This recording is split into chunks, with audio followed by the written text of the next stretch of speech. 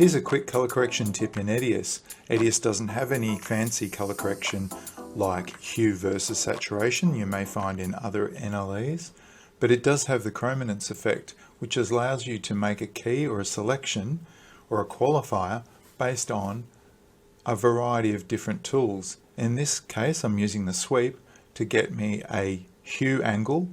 In this case, you'll notice that the hue angle is lining up in this quadrant here with the skin or hue line for humans, which runs roughly along this angle from the center. And if you look on the vector scope, it's down here pointing up towards about 11 o'clock if it was a real clock.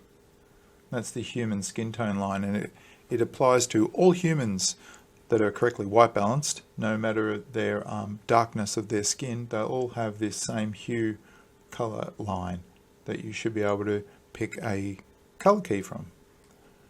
Anyway, if I turn on show key, you can see that her face is not being picked up here at the moment. I'll turn down the key. Need more saturation, so grab the middle and wind it down towards the center to get saturation for the skin, about there. And should I make it a little bit wider for the hair and capture the hair? I think I will. You'll notice it's a little bit noisy because this is an 8-bit picture. And turn up the shape alpha, blurring the key, so we don't have any flickering little bits of noise. And I have 3 primary color correction tools now. One for the inside of the filter wherever there is white, one for the edge, and one for the outside, the black area. So we can do individual corrections on each of those 3 areas.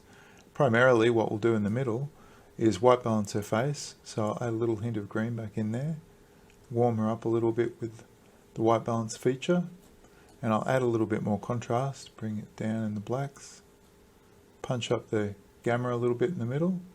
You can see there's more contrast going into her face now, so it's stretching out this human face area color, you'll see there.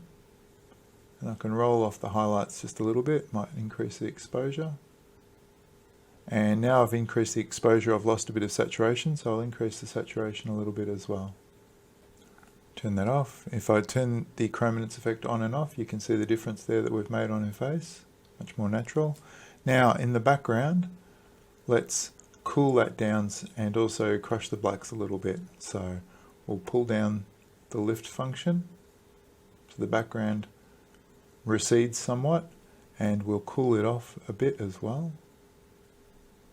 Add a hint of red to correct out the greens maybe, or we'll leave the greens. I might leave the greens in there.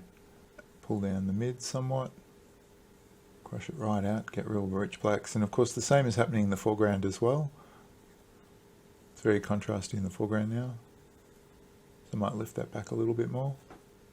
And I can blur the edge filter so that I don't get that accentuated cut off around the eyes. I can soften that. You can see a small halo around your hair. But I think that's much better than what the alternative was, which was that shot.